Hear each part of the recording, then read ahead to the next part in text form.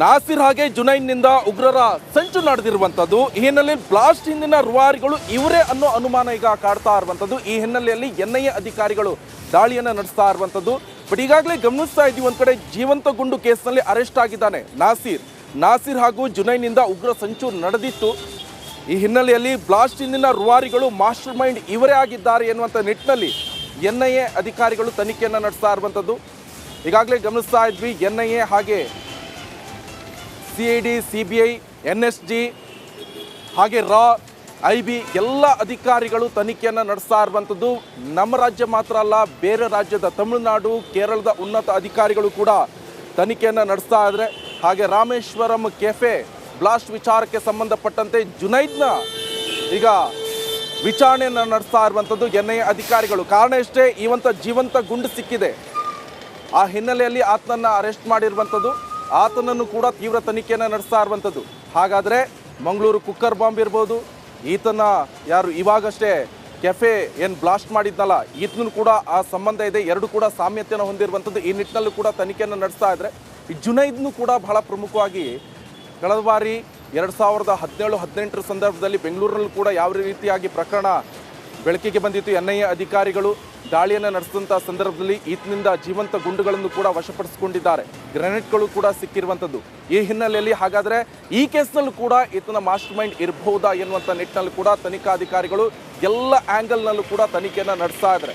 ಕಾರಣ ಈಗಾಗಲೇ ಗಮನಿಸ್ತಾ ಇದ್ವಿ, ಈ ಮಾಸ್ಟರ್ ಮೈಂಡ್ ಜುನೈದ್ನ ಹಾಗಾದರೆ ಎನ್ನುವಂಥ ಪ್ರಶ್ನೆ, ವಿದೇಶದಲ್ಲೇ ಇದ್ಕೊಂಡೇ ಈತ ಈ ಕೃತ್ಯಗಳನ್ನು ಮಾಡ್ತಾ ಇದ್ನ ಎನ್ನುವಂಥ ಹಲವು ಪ್ರಶ್ನೆಗಳು ಕೂಡ ಕಾಡ್ತಾ ಇರುವಂಥದ್ದು.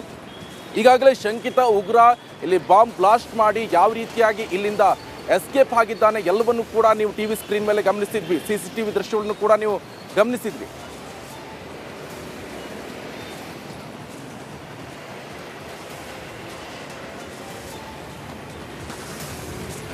ಇವಾಗ ಹೆಚ್ಚಿನ ಡೀಟೇಲ್ಸ್ ಅನ್ನು ಕೊಡ್ತಾರೆ ನಮ್ಮ ಪ್ರತಿನಿಧಿ ನಾಗರಾಜ್, ನೇರ ಸಂಪರ್ಕದಲ್ಲಿ ಜಾಯ್ನ್ ಆಗಿದ್ದಾರೆ. ನಾಗರಾಜ್, NIA ಅಧಿಕಾರಿಗಳು ಯಾವ ರೀತಿಯಾಗಿ ಈಗ ತನಿಖೆಯನ್ನ ನಡೆಸ್ತಾ ಇರುವಂಥದ್ದು, ಬಹಳ ಪ್ರಮುಖವಾಗಿ ಇಲ್ಲಿ ಜುನೈದ್ ಹೆಸರು ಕೇಳಿ ಬರ್ತಾ ಇರುವಂಥದ್ದು, ತನಿಖೆ ಯಾವ ರೀತಿಯಾಗಿ ಸಾಗ್ತಾ ಇದೆ?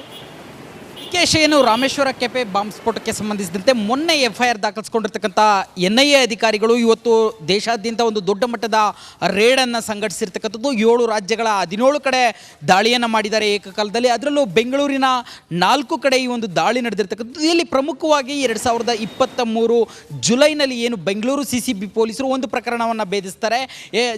4 ಜೀವಂತ ಗ್ರೆನೇಡ್ಗಳು, ಹಾಗೆ 40ಕ್ಕೂ ಹೆಚ್ಚು ಜೀವಂತ ಗುಂಡುಗಳು, ಜೊತೆಗೆ ಒಂದಷ್ಟು ವಾಕಿ ಟಾಕಿಗಳು, ಜೊತೆಗೆ ಒಂದಷ್ಟು ನಾಡ ಪಿಸ್ತೂಲ್ಗಳನ್ನು ಇಟ್ಕೊಂಡಿರ್ತಕ್ಕಂಥ ಒಂದು ಟೀಮನ್ನು, ಒಟ್ಟು 5 ಜನರನ್ನು ಬಂಧನ ಮಾಡ್ತಾರೆ.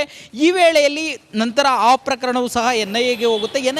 ತನಿಖೆ ವೇಳೆಯಲ್ಲಿ ಒಂದು ಸ್ಫೋಟಕ ವಿಚಾರ ಹೊರಗಡೆ ಬರುತ್ತೆ. ಅದೇನಂತಂದರೆ, ಏನು ಜೈಲಿನಲ್ಲಿ ಆಗಾಗಲೇ ಇದ್ದಂತಹ ನಾಸಿರ್, ಈತ ಏನು IISc ಬಾಂಬ್ ಬ್ಲಾಸ್ಟ್ ಪ್ರಕರಣದ ಆರೋಪಿಯಾಗಿರ್ತಾನೆ. ಈತ ಆ ಜೈಲಿಗೆ ಹೋಗಿದ್ದಂಥ ಈ ಆರೋಪಿಗಳನ್ನು, ಉಳಿದ 5 ಆರೋಪಿಗಳು ಜೊತೆಗೆ ಜುನೈದ್ ಎಂಬಾತ, ಇವರನ್ನು ಜೈಲಿನಲ್ಲಿ ರ್ಯಾಡಿಕಲೈಸ್ ಮಾಡಿರ್ತಾನೆ. ಉಗ್ರವಾದಕ್ಕೆ, ಬೆಂಗಳೂರು ಸೇರಿದಂತೆ ದೇಶದಲ್ಲಿ ವಿವಿಧ ಉಗ್ರ ಚಟುವಟಿಕೆಗಳನ್ನು ಮಾಡಲಿಕ್ಕೆ ಬ್ರೈನ್ ವಾಶ್ ಮಾಡಿರ್ತಾನೆ. ನಂತರ ಹೊರಗಡೆ ಬರುವಂಥ ಜುನೈದ್ ಹಾಗೂ ತಂಡ, ಇದರಲ್ಲಿ ಜುನೈದ್ ವಿದೇಶಕ್ಕೆ ಪರಾರಿಯಾಗ್ತಾನೆ.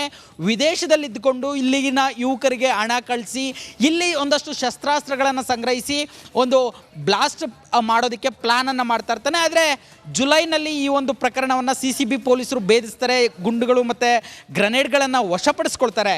ಆದರೆ ಇಲ್ಲಿ ಪ್ರಮುಖವಾಗಿ ಇನ್ನೊಂದು ಪ್ರಶ್ನೆ ಎದ್ದಿರುತ್ತೆ, ಏನಂತಂದರೆ ಜುನೈದ್ ವಿದೇಶದಲ್ಲೇ ಕುಳಿತು ಏನು ಈ 5 ಗ್ರೆನೇಡ್ ಮತ್ತು ಗುಂಡುಗಳ ಜೊತೆ ಸಿಕ್ಕಿಬಿದ್ರು, ಅದೇ ರೀತಿ ಸಾಕಷ್ಟು ಯುವಕರನ್ನು ಟೆರರಿಸಮ್ ಮಾಡಲಿಕ್ಕೆ ಪ್ರಚೋದನೆ ಮಾಡ್ತಾ ಇರ್ತಾನೆ ಮತ್ತು ಅವ್ರಿಗೆ ಹಣದ ಸಹಾಯವನ್ನು ಮಾಡ್ತಾ ಇರ್ತಾನೆ, ಹವಾಲ ಮಾಡ್ತಾ ಇರ್ತಾನೆ ಅಲ್ಲಿ ವಿದೇಶದಿಂದಲೇ ಅನ್ನೋದು ಬಹಿರಂಗ ಆಗಿರುತ್ತೆ.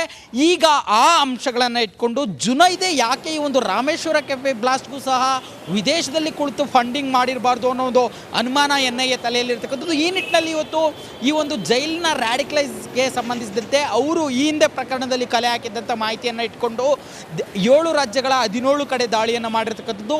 ನೋಡಬೇಕು ಇದರಲ್ಲಿ ಏನು ಸದ್ಯಕ್ಕೆ CCB ಪೊಲೀಸರಿಗೆ CCTV ಹೊರತುಪಡಿಸಿ ಏನು ಸಿಕ್ಕಿರಲಿಲ್ಲ ರಾಮೇಶ್ವರ ಕೆಫೆ ಸ್ಫೋಟ ಪ್ರಕರಣದಲ್ಲಿ. ಈಗ ಈ ಒಂದು ಪ್ರಕರಣದಲ್ಲಿ NIA ಏನು ದೊಡ್ಡ ಮಟ್ಟದಲ್ಲಿ 7 ರಾಜ್ಯಗಳಲ್ಲಿ ದಾಳಿಯನ್ನು ಮಾಡಿದೆ.